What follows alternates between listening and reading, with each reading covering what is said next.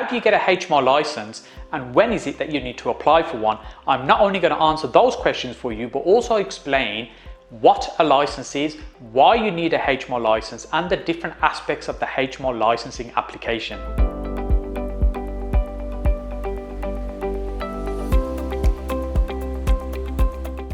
Hi, I'm Saj Hussain, and in these videos I use my 15 years of property investing experience to help you get further faster in your property investing journey.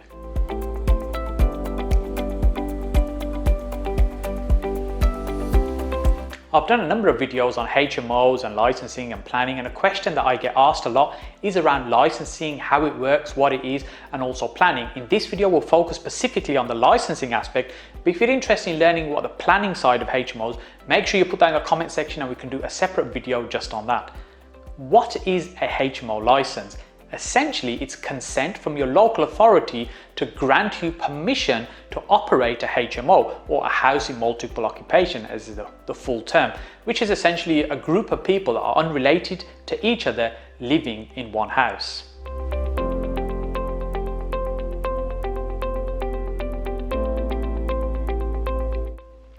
Why do we even need a license? Well, the answer to that one is really simple. It's a legal requirement. It's set down in law for these type of properties to have a license before we can run them.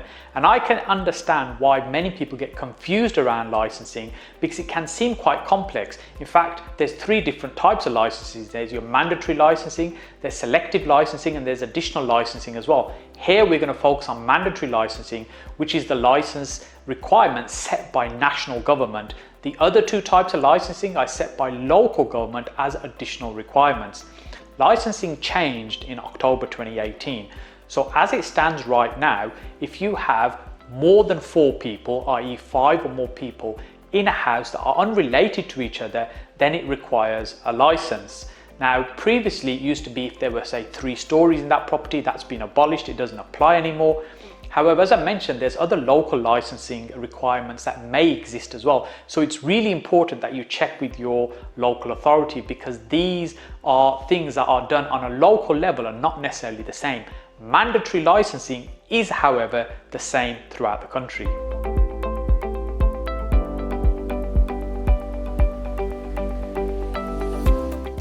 The license application is made via your local authority. They're responsible for various types of licensing, such as, for example, selling alcohol, disposing of waste, if you are selling flowers on the street traders license. All these licensing is dealt with by your local authority, and the HMO license application is no different.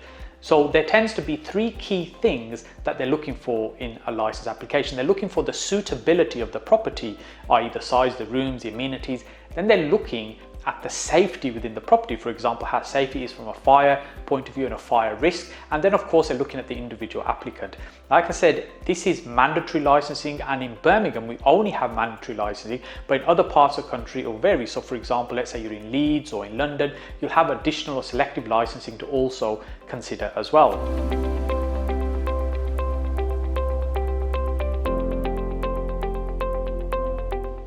The applications themselves can be quite lengthy, but you shouldn't be put off by that, because as I said, it's really broken down into the 3 sections. So let's focus first of all around the suitability of the property. What is it that they're looking for?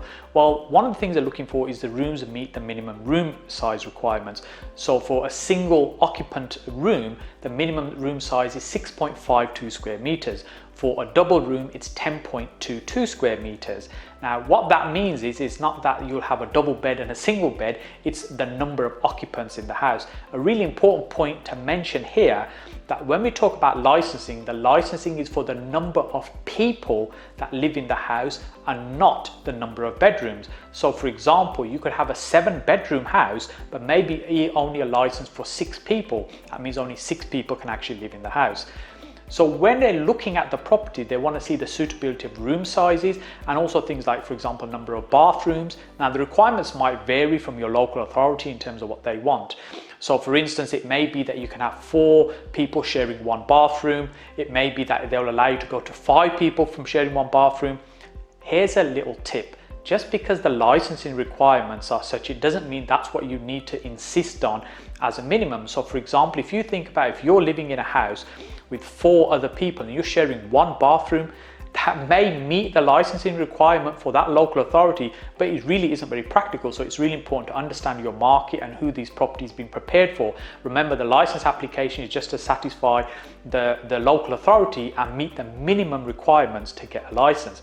So they'll look at the number of bathrooms, the washing facilities, and then within the kitchen, again, for example, in Birmingham, what they ask for is a 500mm worktop space for each individual to prepare food, and a cupboard for food storage for that individual as well.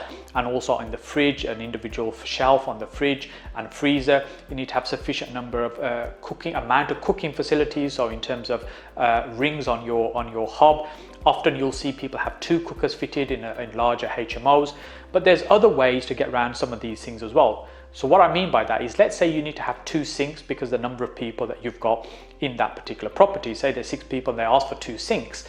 However, you could have a sink and a dishwasher, because a dishwasher is normally considered another method to be able to wash dishes.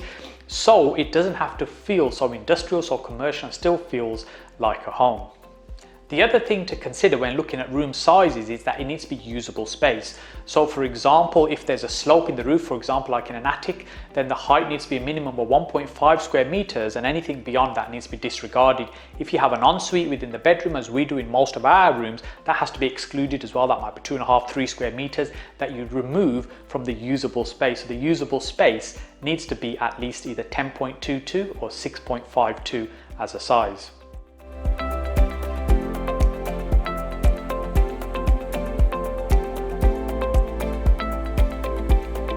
The second thing that needs to be focused on is the safety within the property, and that's primarily fire safety. So if there's ever a fire in the house, how are your tenants going to be safe and be able to get out of that property safely?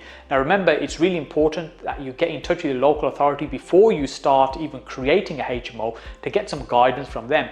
Some local authorities will send somebody out to have a look at that property and give you some advice, and others will just tell you they're too busy, just follow the instructions online that they've got available on their website. So in Birmingham, for example, it's very rare to get a HMO officer to come out and give you some advice. You've got to follow the instructions. Having done lots and lots of these deals, we've built up the experience, and in our HMO management agency, we have over 500 rooms that we've managed, so we really understand this market and how to create houses that are safe.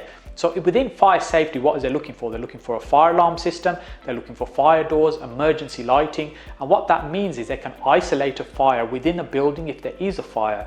The fire alarm systems we tend to go for tend to be the panel-based grade A fire alarms, which means we can zone different sections of the property. Now, they're not always necessary. It depends again on your local authority in terms of what they want, but we tend to put them in. It costs a little bit more, but we think the house is a much more safer environment. The other ones you sometimes see are the grade D ones, which are really the interlinked smoke detectors, where you've got smoke detectors in a room, they're just linked with the other ones. The panel-based ones is where you have a panel with different zones. You see the red core points sometimes as well, just to help distinguish. And you'll need to have certificates such as your gas safety certificate, electrical safety certificate, and have regular inspections on your fire safety equipment as well. One of the best sources of guidance for fire safety within HMOs is the LaCourse guide, which is one that we swear by, and that's where we get a lot of our information from in terms of how we're setting up the housing, the configuration. So now let's look at the third aspect of an application. So we've talked about the property, the amenities, we've talked about the safety within the property, such as a fire safety. The third thing that they're looking at is the individual that's applying, the applicant, the person that will be responsible for running that HMO on a day-to-day basis. That could be the owner of the property, it could be the manager of the property as well. And essentially what they're looking for is somebody that's what they call a fit and proper person. You haven't got a criminal record, there's no history of illegal evictions and things like that. Relatively straightforward, that part of the application. And really that's it. They're the three key things that they're looking for within an application. Of course, they want your money. They'll want an application fee, which varies from about £500 to probably about £1,500. In Birmingham, it's £1,150. However, you can get a discount of £150 if you're a member of the National Landlords Association or Residential Landlords, or now they've merged, NRLA, and also another £300 discount if you do the local course on being a landlord. In Birmingham, it's a Midland Landlord Accreditation Scheme. So you can get it down to about £700 just by doing those two things. And the license lasts for about 5 years. Let me know if you're finding this useful, if you've got any questions about what I covered. As I said, licensing really isn't that complex. However, many people get confused about how it works and where it fits in, where it's relevant. It is really important that you're getting some advice from your local council, because it can vary from borough to borough, even from what we're doing in Birmingham to the neighbouring towns as well. It can be completely different. So it's important to get their advice. And if you'd like me to do a video around planning and HMOs, because that's completely different from licensing, let me know, put it in the comment section below and I'll make sure I do that. Hit that like button as well if you've liked this particular video, and don't forget to subscribe so you can see more videos just like this, and I look forward to seeing you on the next video.